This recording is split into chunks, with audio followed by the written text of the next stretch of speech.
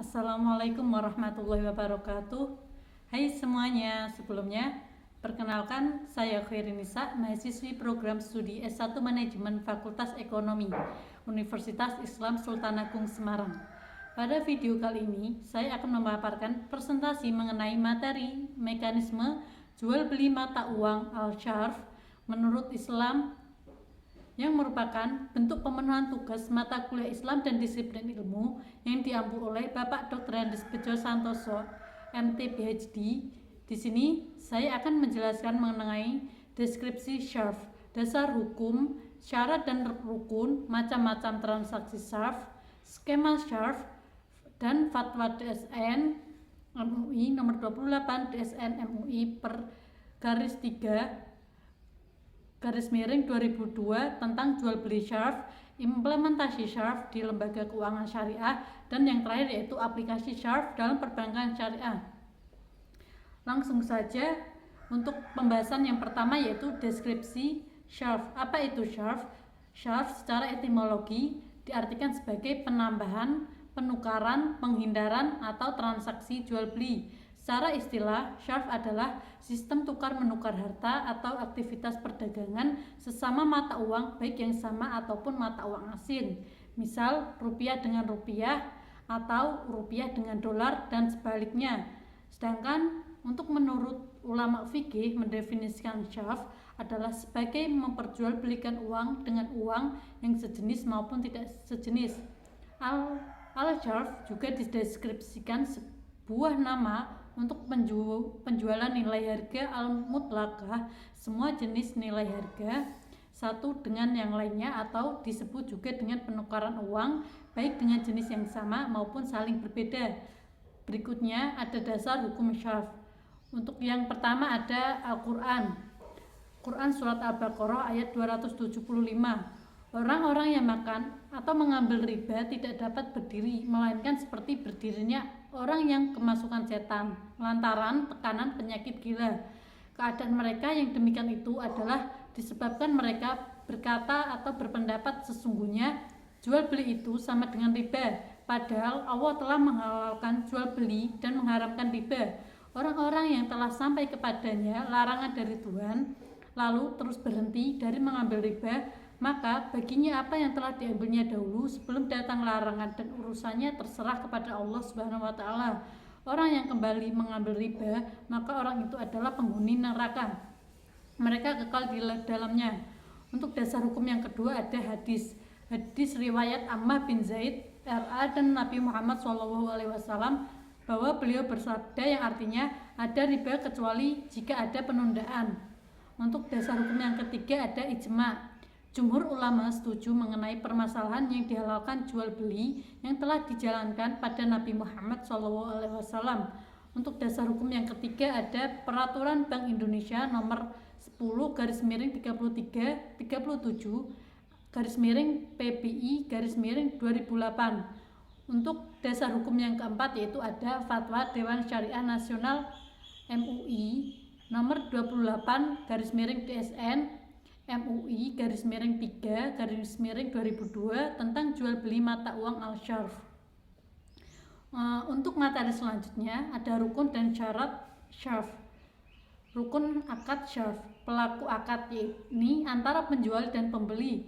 Penjual adalah sisi pertama yang mempunyai valuta untuk diperjualbelikan, sedangkan pembeli adalah sisi kedua yang membutuhkan dan melakukan pembelian valuta. Yang selanjutnya adalah objek akad yaitu syarf, valuta, dan kurs nilai tukar. Untuk yang ketiga ada syigoh yaitu ijab dan qabul. Ijab qabul adalah pernyataan dan penerimaan suatu barang dalam jual beli atas kerelaan dalam transaksi. Syarat akad syarf. Untuk yang pertama yaitu valuta, sejenis atau tidak sejenis. Apabila sejenis harus ditukar dengan jumlah yang sama. Apabila tidak sejenis, pertukaran dilakukan sesuai dengan nilai tukar. Untuk yang kedua yaitu waktu penyerahan atau spot. Produk jasa perbankan yang menggunakan akad syarf adalah fasilitas penukaran uang atau money changers. Selanjutnya ada macam-macam transaksi fals atau syarf. Transaksi 1 transaksi spot. yaitu suatu kegiatan jual beli valuta asing yang pelaksanaannya serah terimanya pada waktu transaksi terjadi atau diselesaikan paling lama berselang 2 hari setelah transaksi berlangsung. Untuk yang kedua ada transaksi forward atau kegiatan memperjualbelikan mata uang yang besaran nilai tukarnya disepakati saat ini meskipun pemberlakuannya untuk masa depan antara 2 kali 24 jam atau 1 tahun. Untuk yang ketiga ada transaksi currency atau swap, perpaduan dari transaksi spot dan transaksi forward yang berarti bahwa jual beli tidak dilakukan secara kontan tetapi dalam waktu yang lama. Untuk yang keempat ada transaksi currency option atau yang artinya adalah perjanjian jual beli yang bertujuan untuk mendapatkan hak atas pembelian atau penjualan dengan tidak mewajibkan untuk sebanyak mata uang yang dinilai dan saat serta terakhir waktu tertentu. Untuk materi yang berikutnya ada skema SHARF, bisa dilihat di PPT, ada gambar skema SHARF. Untuk keterangannya yaitu 1. Penjual atau bai dan pembeli atau mustari menyepakati akad SHARF. Yang kedua, pembeli mustari menyerahkan valuta kepada penjual yaitu bai.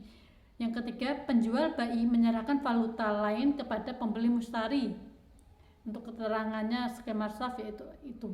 Untuk yang selanjutnya ada Fatwa DSN MUI nomor 28 /DSN strip MUI /3 /2002 tentang jual beli SHARF.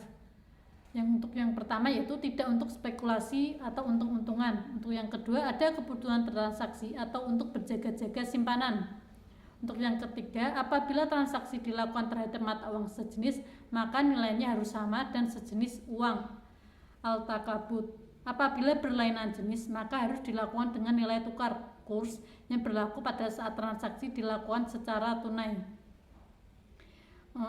Selanjutnya ada Dewan Syariah Nasional setelah menimbang. Yang pertama, dalam sejumlah kegiatan untuk menentukan berbagai keperluan, seringkali diperlakukan transaksi jual beli mata uang atau al-sharf, baik antara mata uang sejenis maupun antara mata uang yang berlainan jenis. Dalam urf tijari, tradisi perdagangan, transaksi jual beli mata uang dikenal beberapa bentuk transaksi yang status hukumnya dalam perdagangan ajaran Islam berbeda antara satu bentuk dengan bentuk lainnya.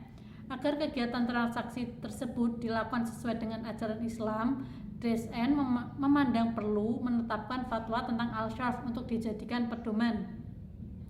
Untuk materi yang selanjutnya yaitu implementasi syarf di lembaga keuangan syariah. Implementasi syarf di lembaga keuangan syariah salah satunya perbankan syariah dalam konteks ini bertindak sebagai bai penjual dan nasabah bertindak sebagai mustari pembeli. Transaksi jual beli mata uang pada prinsipnya boleh dengan ketentuan tidak untuk spekulasi untung-untungan, ada kebutuhan transaksi atau untuk berjaga-jaga simpanan. Apabila transaksi dilakukan terhadap mata uang sejenis, maka nilainya harus sama dan secara tunai takabut.